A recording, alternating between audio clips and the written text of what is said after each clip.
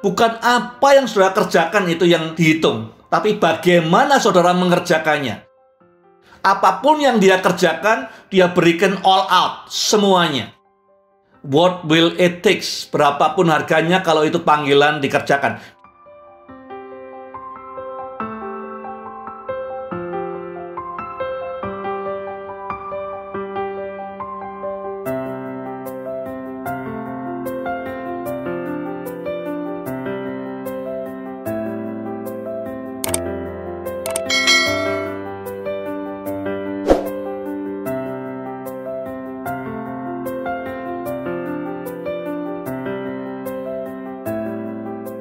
Yosua 14 dan 15, saya beri judul Give Me This Mountain. Ini permintaannya Kaleb kepada Yosua. Yang diminta adalah pegunungan di Hebron. Kaleb minta Give Me This Mountain. Yang saya mau bahas pertama, kita harus kembali ke Bilangan pasal 13 dan 14. Kita sulit tidak bisa menafsirkan Yosua 14 tanpa kembali ke Bilangan 13 dan 14. Saya beri judul yang pertama adalah sukses atau kemenangan yang tertunda. Tidak ada seorang pun, Musa juga tidak menyangka bahwa mereka harus putar-putar di padang gurun 40 tahun. Mereka berpikir setelah tahun kedua, bulan yang pertama, mereka meninggalkan Sinai, mereka akan masuk segera ke tanah perjanjian. Jadi tidak terpikir akan selama ini 40 tahun. Mereka pikir sebentar lagi kita akan mendiami tanah yang penuh susu dan penuh madu. Tapi kemudian lewat peristiwa Bilangan 13:14, Tuhan berkata harus nunggu 40 tahun lagi. Ya, karena sehari dihitung setahun, 40 hari jadi memata-matai Kanaan, jadi 40 tahun menunggu. Nah, kita ngalami dalam hidup ini kadang-kadang sukses tertunda, berkat tertunda, kemenangan tertunda. Bisa karena hal-hal yang lain dalam kehidupan ini. Nah, berkat tertunda, sukses tertunda, ya, juara tertunda itu menyakitkan, nggak enak. Sudah berharap sekali, ya, hadiahnya tertunda. Janji sudah berharap sekali tertunda. Lalu bagaimana meresponinya? Kita belajar dari Kaleb. Ada 4 hal atau 4 poin besar yang saya mau sampaikan. Yang pertama, janji Tuhan itu yang bisa membuat Kaleb terus bertahan. Sampai 45 tahun dia hitung terus. Keep the promise alive. Cara supaya janji Tuhan itu bisa terus hidup, bisa terus menyala bagaimana? Saya usulkan 3 hal. Yang pertama, ya zaman sekarang, tulis di jurnal. Saya punya jurnal sejak tahun 84, saya tulisi semua janji Tuhan. Ya, kalau terpenuhi, saya kayak tanggalnya kapan tergenapinya. Jadi tulis jurnal semua janji Tuhan. Ya. Yang kedua, cara supaya janji Tuhan itu terus hidup bagaimana? Act on it. Ya, mulai bertindak dengan iman atas janji Tuhan. Yang ketiga, ceritakan pada orang lain, bagikan kepada orang lain apa janji Tuhan. Nah, kalau sudah tidak punya janji Tuhan apa-apa, saya rasa perlu lebih banyak baca Alkitab lagi untuk menangkap janji Tuhan. Yang kedua yang dikerjakan oleh Kaleb apa? Dia merubah cara berpikirnya yang tadinya akan segera masuk, akan segera sukses, akan segera menerima janji, sekarang nunggu 40 tahun. Jadi mindsetnya dirubah yang tadinya sprint, kayak lomba lari cepat, menjadi lomba maraton. Perlu merubah cara berpikir. Ya, yang ketiga, dirubah fokusnya, merubah fokus hidupnya. Dan yang keempat, merubah prioritas hidupnya. Merubah fokus hidupnya gimana? Ya, fokus hidup yang baru apa? Kalau saudara lihat di kitab Bilangan, suku Yehuda waktu mau masuk ke tanah perjanjian di Bilangan 13, jumlah tentaranya 70.000 kira-kira. Ya, jumlah tentara itu yang usia 20 tahun ke atas 70.000. Dan menurut perkiraannya Kaleb, ini jumlah cukup untuk mengalahkan Hebron. Ya. Tapi kemudian sekarang dia tahu yang 70.000 orang ini tidak bakal akan masuk ke Kanaan. Mereka semua akan mati. Nanti yang akan merebut Hebron 40 tahun lagi adalah mereka yang di bawah 20 tahun sekarang, mungkin bahkan anak-anak bayi yang belum lahir. Rombongan anak-anak atau bayi atau yang belum lahir itulah yang kemudian muncul Otniel di antaranya. Jadi yang 20 tahun ke atas, yang 70.000 orang yang tangkas, ya, tentara-tentara hebat Yehuda, mereka tidak akan berperang lawan orang-orang raksasa di Hebron. 40 tahun lagi mereka pasti sudah mati semua. Jadi sekarang fokusnya berubah. Ya, tadinya menang perang penting, sekarang dia merubah fokusnya ke remaja, anak-anak, bayi, bahkan bayi dalam kandungan yang belum lahir, ya. Bagaimana membangkitkan generasinya Otniel, hakim yang pertama kali. Ya, di kitab Hakim-Hakim ada 12 hakim. Yang pertama namanya Otniel, itu adalah menantunya Kaleb, ya. Dia adalah giant slayer, pembasmi, pembunuh raksasa-raksasa. Investasinya dirubah, tadinya kepada pasukannya, sekarang kepada anak-anak. Yang kedua, dia juga investasi, fokus ke disiplin lifestyle. Dia diberitahu bahwa nanti dia akan mewarisi, ya, 40 tahun lagi atau lebih, pegunungan Hebron. Gunungnya tinggi, sulit sampai ke sana. Kalau dia tidak jaga kesehatannya, tidak diet dengan baik, tidak olahraga dengan baik, sembarangan makanya, nanti jangan-jangan 40 tahun lagi kalau dia masih hidup, dia digotong naiknya ke Hebron. Jadi dia merubah fokusnya, tidak hanya fokus ke anak-anak dan remaja, dia fokus mendisiplin supaya punya fisikal yang baik. Makanya dia bilang, 45 tahun seperti waktu itu, hari ini kekuatanku sama. Itu bukan soal mujizat, soal disiplin lifestyle. Dia jaga betul-betul supaya kalau waktunya datang, dia siap. Banyak orang berdoa untuk hujan, tapi kemana-mana tidak pernah bawa payung. Dan dia ngambil tindakan betul-betul, fokusnya dirubah. 40 tahun lagi, 45 tahun lagi, aku akan mimpin pasukan menghancurkan Hebron. Kekuatanku harus seperti hari ini. Yang ketiga, fokusnya di mana? Dia memberikan emphasis atau tekanan lebih tinggi kepada keluarga. Karena apa? Karena 40 tahun lagi, tentara-tentara yang perkasa yang di depan, ya, letnan sersanya mungkin umur 25-an, itu sekarang baru mau lahir, gitu kan, kira-kira. Penting untuk mendidik mereka, kesehatan mereka adalah godly family. Karakternya harus dibentuk, keluarga harus dibina. Jadi fokus ke keluarga. Yang keempat, bagaimana supaya menolong seluruh suku Yehuda supaya visi dan passionnya terus membara selama 40 tahun ke depan. Jadi dia create upaya-upaya supaya visi dan passion untuk menduduki Hebron, ya, terus menyala selama 40 tahun ke depan. Ya, jadi ini fokus yang baru buat dia. Lalu prioritas apa yang baru? Yang pertama, dia create new goals, relevant goals. Kalau goalnya 40 tahun lagi, orang yang dengar sudah tidak hidup.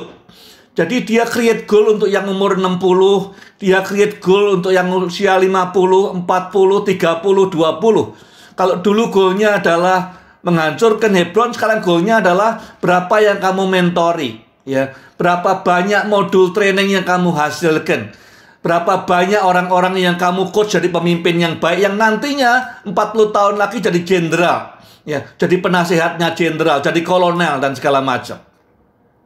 Yang kedua, komunikasi. Bagaimana communicate messaging ini supaya bisa sampai ke mereka dan tidak langsung terpuruk mereka semua. Diberi message sehingga mereka terinspirasi untuk mengerjakan tugas barunya, ya, peran barunya. Tidak lagi menduduki tanah perjanjian, tetapi mempersiapkan generasi mendatang, mentoring, training, dan segala macam. Prioritas ketiga apa? Dia mulai define new roles. Ya. Dia mulai melihat ini orang-orang ini, ya perang tetap perang. Setelah ini mereka akan perang mengalahkan Heshbon dan segala macam. Ya. Tapi perang bukan lagi sekedar untuk menang, tapi perang memberi pelajaran buat remaja-remaja, anak-anak, supaya mereka lihat bagaimana sih orang menang perang itu sikapnya, ya. Bagaimana berperang bukan sekedar untuk menang, tapi bagaimana berperang untuk memuliakan Tuhan. Jadi role-nya berubah, ada jadi trainer, jadi coach, ya. Kalau toh perang kemudian diceritakan kepada anak mereka dan segala macam. Dan yang keempat, develop training mentoring program untuk anak-anak, buat remaja, ya, supaya mereka siap untuk ambil alih di kemudian. Ini 4 fokus dan 4 prioritas. Di pertanyaan tadi Eva Fras bilang, kerjanya apa saja? Sejak dia pulang dari mengintai tanah perjanjian, dia kerja keras. Dia tahu 40 tahun waktunya. Dia punya 40 tahun untuk menyiapkan pasukan yang handal untuk menduduki Hebron. Maka dia fokusnya diubah. Dia perlu menyemangati generasi ini supaya tidak putus semangat, ya. Kemudian prioritasnya juga berubah semua. Nah, Caleb, saudara tahu brandingnya Caleb itu wholeheartedly, atau mengikut Tuhan dengan sepenuh hati. Kata wholeheartedly itu di Alkitab Perjanjian Lama muncul 14 kali. Separuh di antaranya, 7 di antaranya dikaitkan dengan namanya Caleb. Yang 6 lagi itu tidak dikaitkan dengan nama siapa-siapa, ya, diucapkan oleh Salomo dan segala macam. Yang 1 dikaitkan dengan nama Hizkia, Raja Hizkia. Tapi yang mendominasi branding wholeheartedly adalah Caleb. Ya, ini karakter yang istimewa. Tidak ada orang lain di Alkitab yang disebut berkali-kali seperti ini. Wholeheartedly, wholeheartedly. Kalau Musa itu disebut sahabatnya Tuhan. Ya, ini adalah wholeheartedly, sepenuh hati. Kalau saudara tidak memimpin umat Tuhan dengan sepenuh hati, akibatnya apa? Artinya memimpin dengan setengah hati, ikut Tuhan dengan setengah hati. Yosua 14 ayat 8 berkata, pemimpin yang lain yang tidak sepenuh hati membuat bangsa ini hatinya tawar. Ya, 1 itu, hatinya tawar. Itu sebabnya, sudah lihat di kitab Yosua, ada banyak kali, kalau tidak salah ada 9 atau 11 kali dikatakan jangan tawar hati, jangan tawar hati, jangan tawar hati, jangan takut. Ya. Yang kedua, kalau yang mimpin tidak sepenuh hati bisa menghasilkan budaya organisasi yang gampang komplain seperti orang Israel. Begitu pemimpinnya tidak sepenuh hati, langsung mereka bersungut-sungut, ungrateful. Ini organisasi yang sakit, orang tidak sadar. Mungkin uangnya banyak, keluarga juga bisa. Uangnya banyak, kelihatannya sukses, pelayanan juga bisa. Tapi kalau ada kultur ungratefulness, itu sakitnya parah sekali. Ya. Yang ketiga, kalau pemimpinnya tidak sepenuh hati seperti Caleb, maka kemungkinan besar kalau itu gereja bisa pecah, ya. Orang akan berontak cari pemimpin sendiri, keluarga juga bisa retak, perusahaan juga bisa dikhianati dan segala macam. Ya. Keempat, kalau sampai tidak sepenuh hati, dikatakan di Bilangan 32:11, orang-orang Israel semuanya binasa di padang gurun.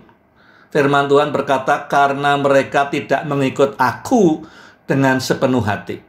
Jadi pemimpin itu kunci. Ya, kalau pemimpinnya tidak sepenuh hati, dampaknya kepada semua yang ikut bisa tawar hati, kecewa, sakit hati, bisa ada budaya komplain, ya, di rumah, di gereja, di organisasi, ya, bisa berontak. Kalau gereja bisa pecah, organisasi juga bisa pecah, ya, keluarga juga mungkin ada anak berontak, banyak orang tidak mencapai destiny-nya. Nah, saya sebut tadi selain Caleb 7 kali disebut dengan wholeheartedly, ada 1 orang lagi yang namanya Hizkia. Saya cuma mau sebut ayatnya, dikatakan semuanya dilakukannya dengan segenap hati, sehingga segala usahanya berhasil. Jadi lawan katanya tadi, tidak segenap hati sebagai pemimpin, ya, maka rakyatnya akan susah, anggota keluarga, anggota gereja akan susah. Tapi kalau pemimpin segenap hati, ya, dikatakan zamannya Hizkia, semua orang melayani Tuhan. Segala usahanya untuk bangsanya dibuat berhasil. Nah, karena Caleb ini punya karakter wholeheartedly, ya itu adalah value. Wholeheartedly itu bukan action tapi value yang membuahkan action. Apapun yang dia kerjakan, dia berikan all out semuanya. Jadi poinnya adalah bukan apa yang saudara kerjakan itu yang dihitung, tapi bagaimana saudara mengerjakannya, di mana hatimu waktu mengerjakannya. Ya, satu itu. Yang kedua adalah by no means Hebron adalah tempat yang paling mudah atau paling nyaman untuk dikunjungi. Ya, tempatnya sulit. Hebron itu altitude-nya sekitar 1000 meter, 3000 feet lebih. Ya, tempat yang paling tinggi di bagian bawah tanah perjanjian. Jadi bukan masalah enaknya, nyamannya, tetapi what will it takes, berapapun harganya kalau itu panggilan dikerjakan. Dia mau berikan sepenuhnya, walaupun tugas dia cuma sebagai spies, mata-mata, dia mau berikan semuanya. Oleh karena karakter inilah, kemudian dia bisa berhasil.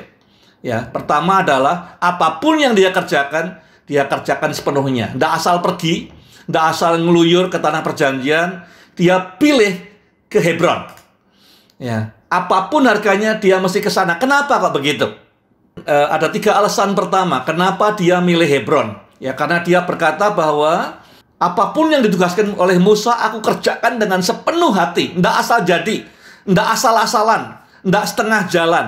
Yang terbaik itu jiwanya atau mentalnya Caleb. Yang pertama soal clarity, yang kedua soal courage, dan yang ketiga soal covenant.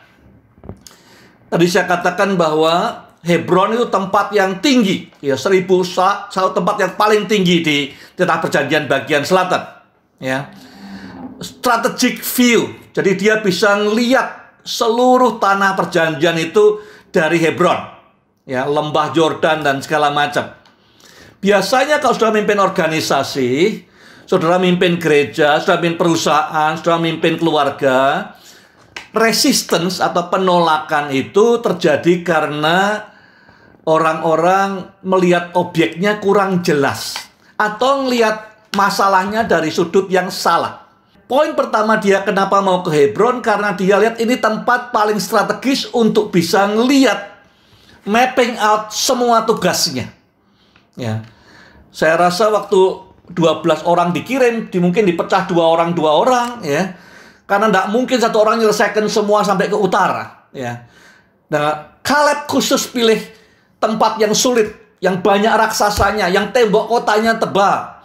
Hebron. Satu, karena dia tahu di Hebron sini dia bisa lihat tantangannya seperti apa, medan perangnya seperti apa, tanahnya semua kayak apa, musuhnya seperti apa. Ya. Jadi strategic view. Nah, kalau sudah sebagai pemimpin, yang kedua, Hebron adalah stronghold. Kiryat Arba itu adalah suku Enak, suku raksasa yang paling besar. Ya, kalau mau survei, lihat, ngukur kekuatan sendiri, jangan cari tempat yang bangsanya lemah, tempat yang tentaranya tidak kuat, yang raksasanya kurus-kurus. Ya, dia sengaja ke strongholdnya. Kota yang paling kuat pertahanannya di bagian selatan tanah perjanjian ada di Hebron. Maka kemudian dia pilih untuk pergi ke sana. Biasanya kalau sudah memimpin perusahaan, keluarga, atau gereja pelayanan, penolakan terjadi karena rasa takut. Face it, try to understand, dipahami takutnya itu apanya. Kalau kita bisa menjelaskannya, ya, semua orang pernah punya rasa ketakutan terhadap sesuatu. Ya.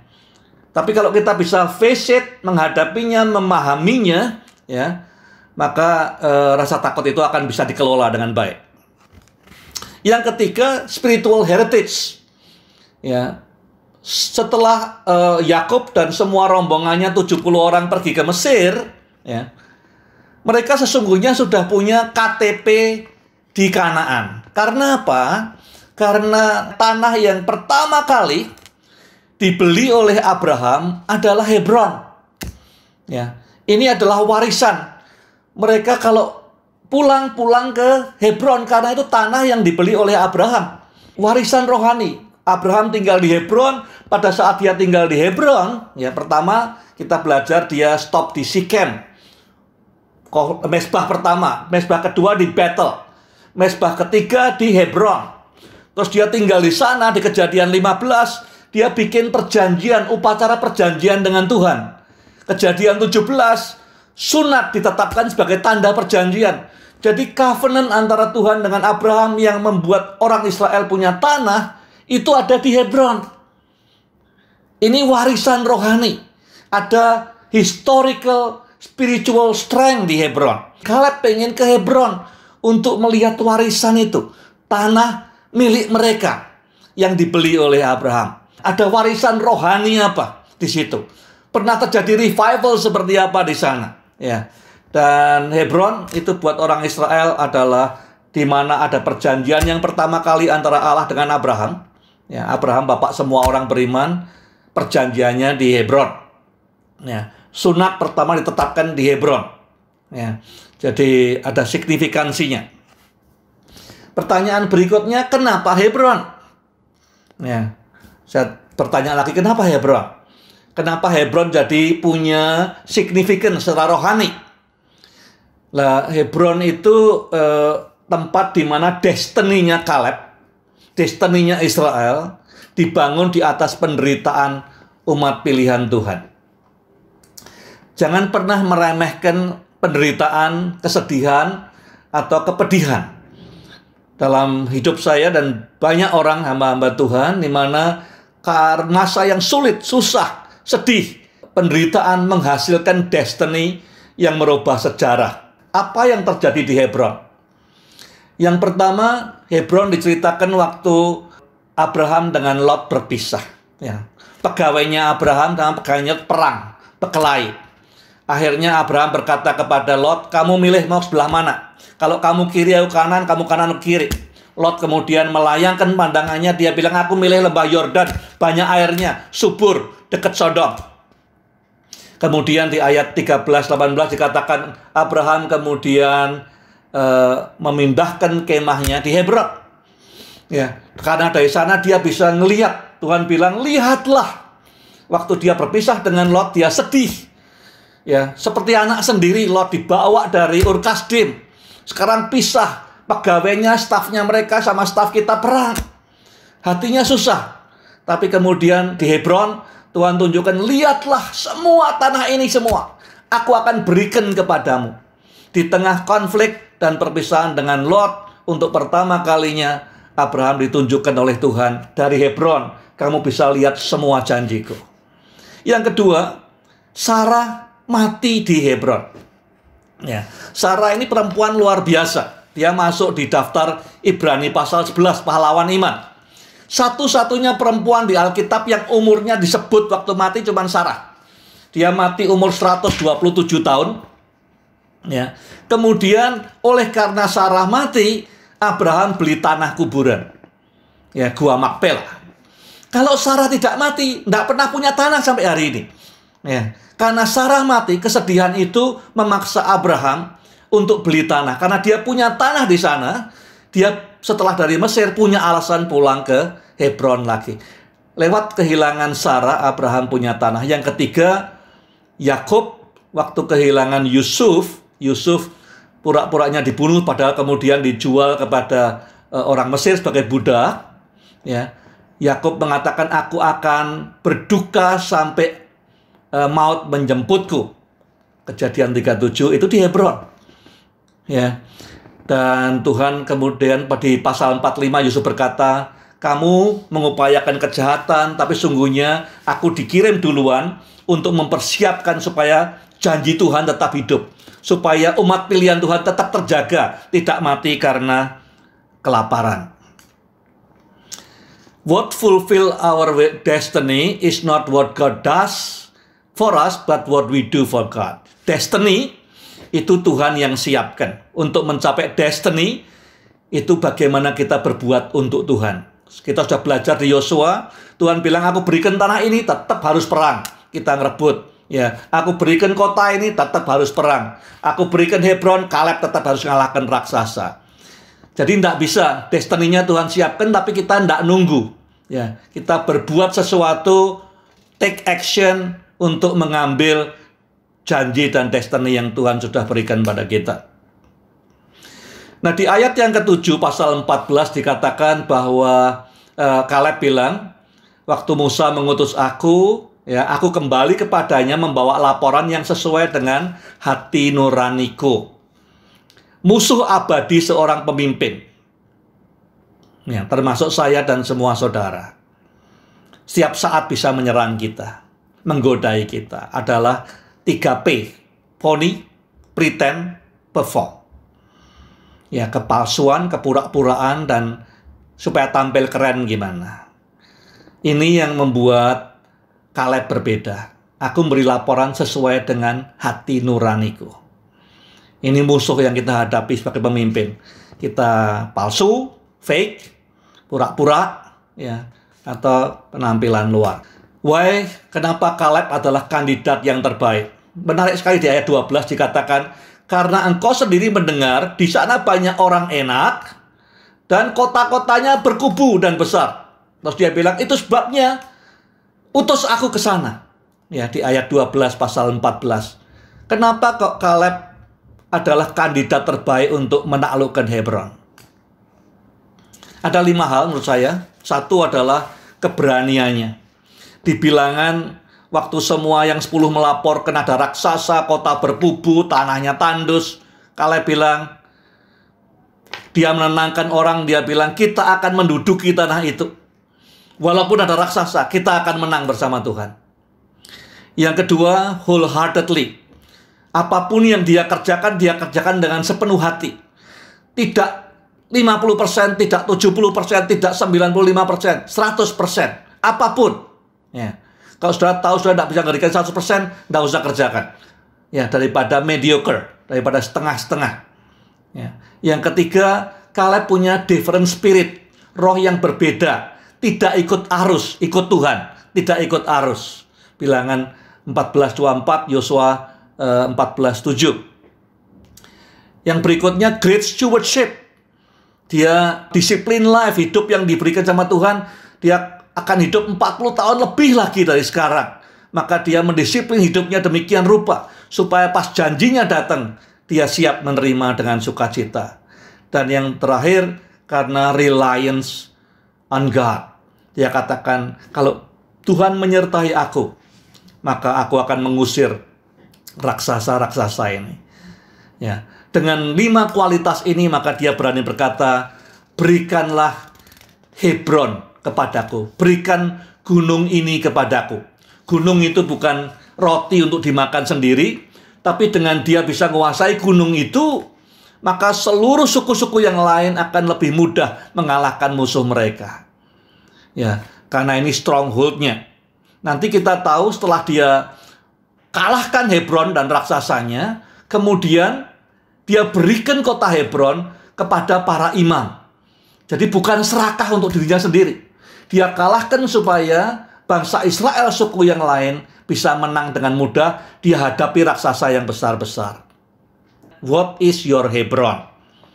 Apakah Hebron saudara? Hebron itu apa? Hebron itu sesuatu yang Tuhan janjikan. Mungkin bisa aja 40 tahun yang lalu seperti Kaleb, atau 4 tahun yang lalu, atau 14 tahun yang lalu Tuhan pernah berjanji. Bukan soal janji berkat, tapi janji akan achievement, impact, dampak, berkaitan dengan panggilan, ya, berkaitan dengan tantangan, tapi ada janjinya juga, fulfillment dalam hidup ini. Ya. Hebron saudara itu apa? Berkaitan dengan janji, dengan tantangan, dengan panggilan. Tuhan buat saudara, mungkin 10 tahun yang lalu Tuhan berikan, mungkin 15, ya Tuhan mau pakai saudara, Tuhan akan apapun yang lain.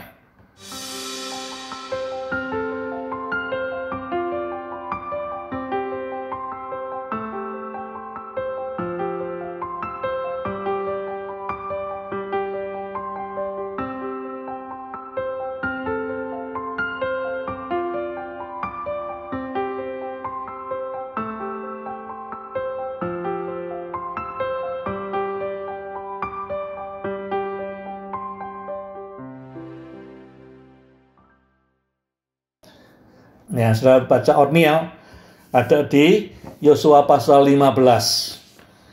Judulnya bagaimana membangkitkan seorang pemimpin seperti Otniel. Sudah tahu setelah zamannya Yosua selesai, ya setelah orang-orang penatua zamannya selesai, yang naik jadi pemimpin bangsa Israel adalah Otniel, yang adalah menantunya Kaleb.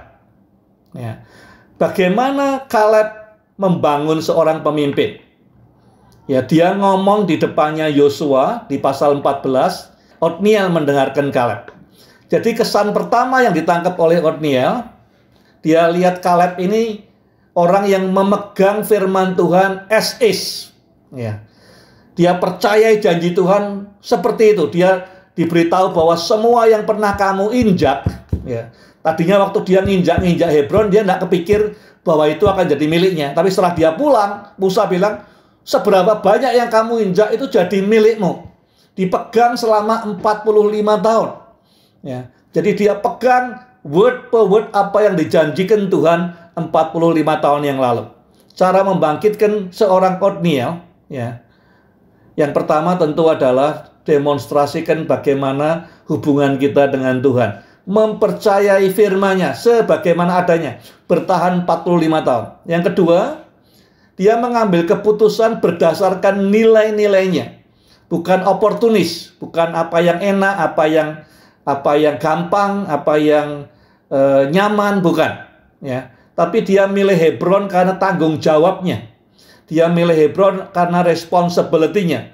Sebagai pemimpin suku Yehuda, suku yang paling kuat, dia berkata, biar kami bereskan raksasa yang besar-besar, gunung yang tinggi-tinggi, supaya suku yang lain bisa menang dengan lebih mudah. Ya. Dia ngambil keputusan, berikan Hebron kepadaku, berdasarkan nilai yang dia miliki, wholeheartedly, memberikan yang terbaik dalam segala hal. Yang ketiga, dia menunjukkan keberaniannya kepada Otniel. Keberanian atau courage itu biasanya menular. Billy Graham pernah berkata, kalau ada satu orang yang berani, maka tulang punggung orang-orang yang menontonnya akan menjadi kuat juga. Ya, keberanian itu menular. Yang keempat, dia ngajak si Otniel untuk perang di Hebron, supaya dia bisa memberi contoh jadi komandan itu seperti apa. Ya, menjadi pemimpin itu seperti apa. Dia modeling, dia beri teladan. Dan yang kelima yang penting, leaders rise up to the challenge. Jadi pemimpin itu yang berkualitas akan selalu bangkit menerima tantangan yang besar. Pemimpin-pemimpin yang besar seperti Kaleb, Yosua, begitu ada tantangan besar makin bergairah. Maka kemudian dia berikan tantangan siapa yang bisa mengalahkan Debir dengan para raksasanya, ya, dia akan mendapat anaknya, si Aksa. Ya. Jadi pemimpin-pemimpin besar tidak takut tantangan. Justru pemimpin selalu bangkit dengan tantangan yang besar.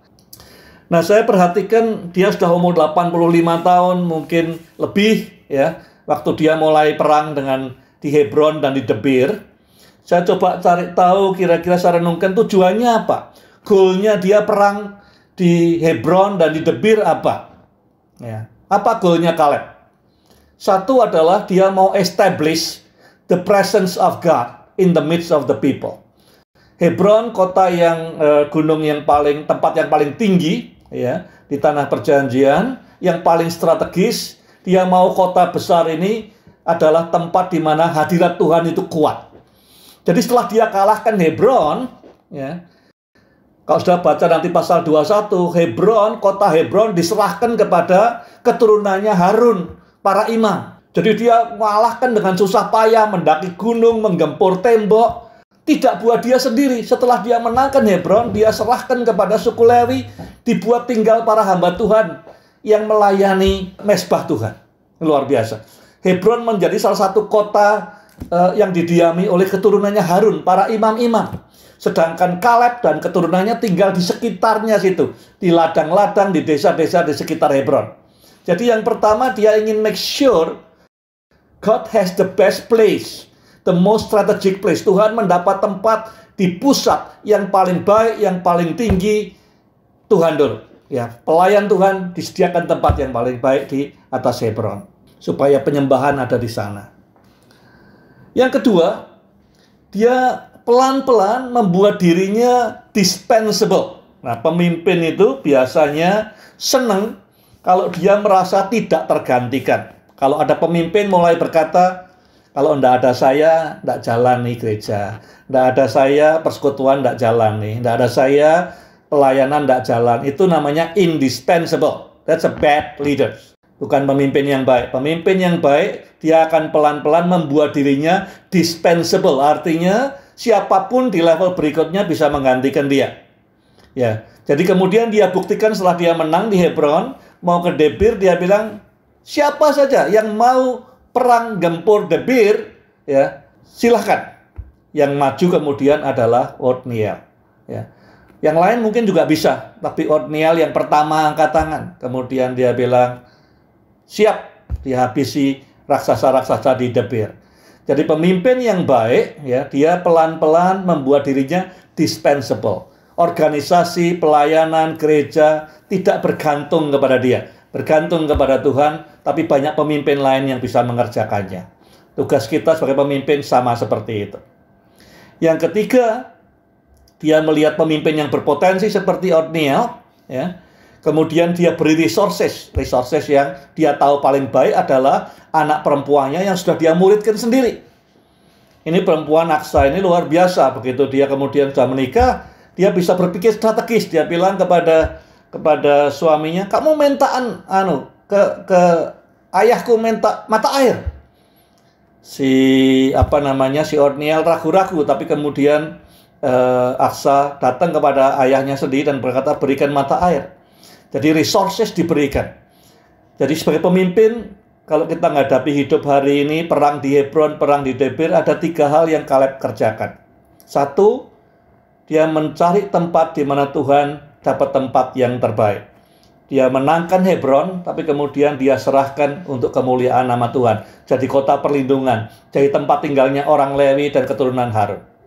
Yang kedua, pelan-pelan dia memampukan orang semua di sekitarnya dan membuat dirinya dispensable. Dirinya bukan lagi tidak bisa digantikan. Dirinya bisa digantikan kapan saja. Ya, siapa saja bisa gempur raksasa. Dia pasukannya dia, bisa Othniel, bisa siapa saja. Ya, jadi pelan-pelan ketergantungan kepada manusia dikurangi. Dan yang ketiga, kalau dia sudah ketemu Othniel, ya, dia kerahkan semua apa yang dia punya, ya, resourcesnya supaya Othniel bisa lebih berhasil lagi.